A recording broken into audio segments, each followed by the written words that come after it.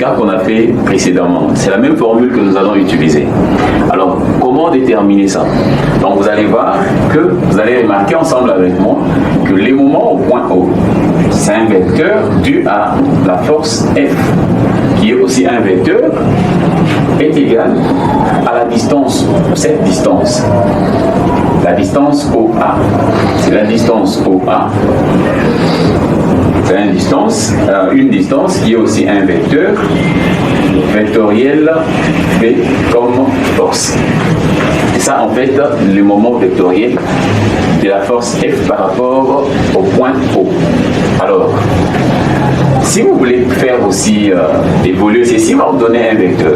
Un vecteur vectoriel, un vecteur, ceci vous donne un vecteur. Donc, le produit vectoriel, c'est un vecteur. Je répète bien, c'est un vecteur. Et le produit scalaire est un scalaire. Un scalaire n'est pas un vecteur. Donc, je crois on aura le temps de voir ça en mathématiques pour essayer de différencier les deux. Mais les amis qui ont étudié l'analyse, la géométrie analytique ou l'analyse vectorielle, ils comprennent bien c'est dont je parle. Alors, vous voulez calculer les modules de ces vecteurs, de ces moments. Vous voulez faire ceci, moment F. Voilà, ceci sera les modules de OA, facteur de module F, ceci multiplié par sinus de l'angle, sinus de l'angle qui forme la direction de F et la direction de OA. Donc il faut comprendre ça. Cet angle sera l'angle de OA, c'est OA et F. En fait, l'angle de OA et F, l'angle de OA et F sera l'angle alpha, de deux directions, cette direction ici et la direction de la force. Donc la direction de la force, on peut la remettre de l'autre côté. La direction de la force et la direction du segment OA. Si nous partons dans les sens trigonométriques, nous aurons l'angle alpha. Donc ceci sera l'angle alpha. Donc ceci me donne donc les moments en question. Je peux dire l'intensité en fait de ces moments sera égale OA F multiplié par sinus alpha. Voilà, je crois que vous avez très bien compris. Connaissant les vecteurs OA, connaissant les vecteurs F, vous pouvez calculer ceci en multipliant par les sinus et l'angle formé par les deux directions. Et là, vous aurez les moments, le module du vecteur moment. Donc là, je crois, on s'est très bien compris. Nous avons le quatrième point, le point 3, 4, c'est le couple.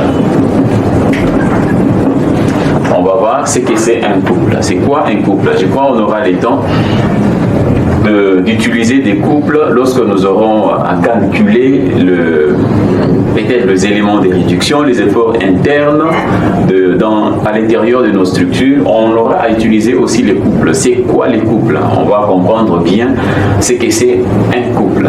Alors, venez ensemble avec moi de l'autre côté, on va continuer. Nous avons 3, 4, le couple. C'est quoi le couple? Le couple, c'est aussi un moment. Ben, c'est quoi en fait? Quelle est la particularité du couple par rapport à tout ce qu'on a fait? Alors, on nous dit, on appelle couple les moments de deux forces égales. On dit bien deux forces égales, opposées et des lignes d'action parallèles. Trois caractéristiques qui les différencient des autres. Le moment, le couple est un moment. C'est un moment comme les autres, mais de deux forces égales. Deux forces égales, c'est-à-dire j'ai une force F et une autre force F, mais des sens opposés. Donc si cette force va vers le haut, l'autre force F viendra vers le bas. Deux forces d'essence opposées, des directions parallèles. Je crois que vous comprenez un peu très bien la particularité du couple. on appelle couple les moments de deux forces égales, opposées et des lignes d'action parallèles. Donc je crois nous avons le moment doit être créé par l'apparition de ces deux forces qui sont parallèles mais des sens opposés. Alors regardez, je prends ces deux forces F, j'appelle ça, je prends ça sous forme vectorielle, F, et puis si je prends la force ici comme étant, mettons ceci, ça sera d'ailleurs la même chose. À partir d'ici, je prends le point ici je l'appelle le point 0, la distance d'ici jusque là, nous avons la distance A et la distance D par exemple. Voilà. A et D. Alors, regardez un peu ce qui se passe. C'est la même chose, hein? Le moment dépendra de son sens. Le moment dépendra de son sens. Le couple, en fait, peut être positif, le couple peut être négatif, sans problème. Tout comme je peux faire la force qui monte là, on va voir l'essence du couple. La force qui monte et la force qui descend. Ceci peut être inverse. Ça peut être aussi la force qui vient comme ça et l'autre force qui vient comme ça. Ça crée toujours un moment. Mais les deux couples auront les sens contraires. Donc, on va voir comment est-ce qu'on modélise un couple. Comment est-ce que ça se représente sur un système qui est prêt à être étudié. Alors, le moment peut avoir ses sens, le couple peut avoir ses sens, inversement. Alors, je viens ici. Je me dis, on va se donner la peine de calculer le couple au point O. Le couple au point O. Comment est-ce que nous allons calculer ces couples? Nous avons l'intensité. Nous allons utiliser les intensités. L'intensité de force, de la force F. Là aussi, c'est la force F. Or, le moment d'une force, les couples, je répète bien, c'est un moment. Le moment d'une force est la force multipliée par la distance. Donc, je prends le moment au point O, qui sera le couple au point O, est égal à la force. Si je prends la force multipliée par la distance, la force, le moment créé par la première force, la force multipliée par la distance, c'est F multiplié par A. F multiplié par A. Cette force tourne comme ça. Je prends c'est les sens négatifs par rapport au sens trigonométrique. Là, c'est les sens négatifs. Alors, je prends moins F multiplié par A. L'autre sens, et lorsque nous voulons représenter le couple dans nos structures, on nous dit, on remarque que le moment M est indépendant de la distance A. Là, c'est ce que je viens de dire, c'est la théorie que j'ai lue ici. D'où on conclut que le moment d'un couple est constant. Le moment d'un couple est constant. Son sens peut être représenté comme suit. L'essence peut être représentée comme suit. Donc vous pouvez, tel que je l'ai annoncé, si j'ai les deux forces qui sont comme ça, les moments, vous allez voir que les moments va tourner dans ces sens. Donc le moment peut tourner dans ces sens. Ces mêmes moments peuvent être représentés aussi comme ça. Hein? Cette force qui descend et l'autre qui descend. C'est aussi le même couple. C'est le même couple, ça tourne dans le même sens. Ça peut être représenté aussi comme ça, sur une poutre quelconque. Je crois que la modélisation est simple. Alors, nous pouvons avoir aussi ça. Je crois que c'est le contraire. Le signe est contraire que ça. Dans ces sens, là, nous aurons l'essence du couple qui va partir dans l'autre sens. Et nous avons ça. Nous avons ceci. OK. On tourne comme ça. Tout comme on peut le faire aussi comme ça.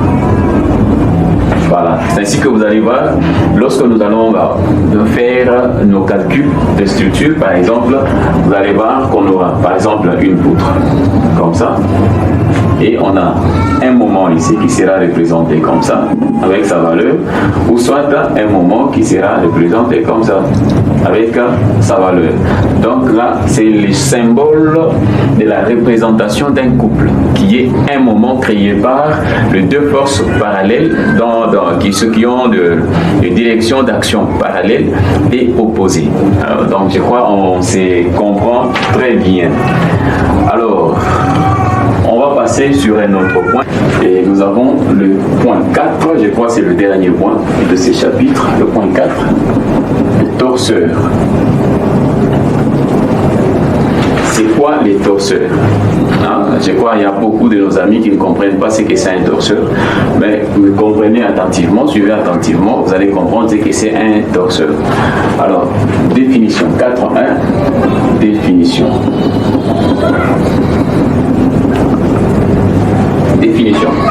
Il y a assez de théories à l'intérieur, mais on va les lire quand même. On va lire quand même pour faire comprendre certaines personnes.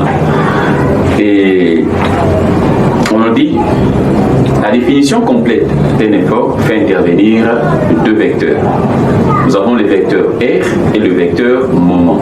Donc, nous avons le vecteur résultante, force résultante, et le vecteur moment.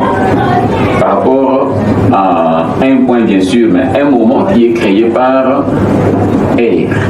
Voilà. Lorsqu'on parle d'une force, nous voyons la force R et les moments, la résultante bien sûr R et les moments créés par cette même résultante qui est une force au point O. Au point E, ce qui est appelé aussi, bien sûr, le moment. Alors, on nous dit, ces deux vecteurs, R et M, ces deux vecteurs appelés éléments de réduction, ces deux vecteurs sont appelés éléments de réduction, peuvent être regroupés en une seule écriture dans un nouvel outil mathématique appelé torseur. Et je crois là vous comprenez maintenant ce que c'est un torseur. C'est un outil mathématique qui peut regrouper les deux vecteurs R et M. Juste une écriture. Mais seulement c'est une écriture standard qui doit être maîtrisée pour modéliser les deux éléments R et M. Alors, appelé torseur, et le torseur est noté par T, tau bien sûr. Voilà. Un torseur quelconque, ça c'est un torseur quelconque, et lorsque le torseur est reporté par rapport au point O, on l'écrit comme ça. Voilà, là c'est le torseur quelconque, ça c'est un torseur au point O. Torseur qui est composé des éléments de réduction qui sont R et M. Voilà. La R, ce sont des forces, c'est la résultante de toutes les forces. Là, il faut comprendre un peu l'essence de R, parce que lorsque nous aurons, par exemple, j'anticipe un peu, lorsque vous avez affaire à un effort normal et un effort tranchant, vous allez comprendre que ce sont deux efforts perpendiculaires. Trouvez d'abord leur résultante, c'est ça R. Et trouver les moments. Lorsque vous avez les moments, les deux moments par exemple, par rapport à leur axe par exemple, vous avez un moment en X, un moment en Y, créé par la résultante. Trouvez aussi la résultante du moment. En fait, le moment créé par la résultante R sera aussi un moment résultant. Et ces deux éléments-là vont entrer dans l'écriture du torseur. Donc, je crois, il y a encore certains exercices que nous allons faire pour bien comprendre cette notion des torseurs. Alors, on nous dit le support de R est considéré comme l'axe central du torseur, le support de R. En fait, la direction de R. Le R ici, je suppose par exemple, R a une direction. R, c'est une force. On a dit qu'une force est définie par son intensité, sa direction, l'essence, ainsi de suite, le point d'application. Alors, si nous avons la direction de R se trouve dans cette direction. Si R se trouve dans cette direction, on nous dit cette direction-là est appelée axe central du torseur. C'est ça l'axe central du torseur. Et les rapports M sur R, nous avons un rapport M sur R. Ce rapport est appelé le pas. Le pas de ces torseurs. M sur R, les moments divisés par la résultante de force. Ces rapports nous donnent le pas du torseur. Alors, on y va, on dit éléments de réduction du torseur en un point A. Donc on va essayer de chercher les éléments de réduction du torseur en un point quelconque. Et on va voir ce que ça va nous donner. Alors, nous sommes toujours dans la définition. Éléments de réduction. Éléments de réduction du torseur.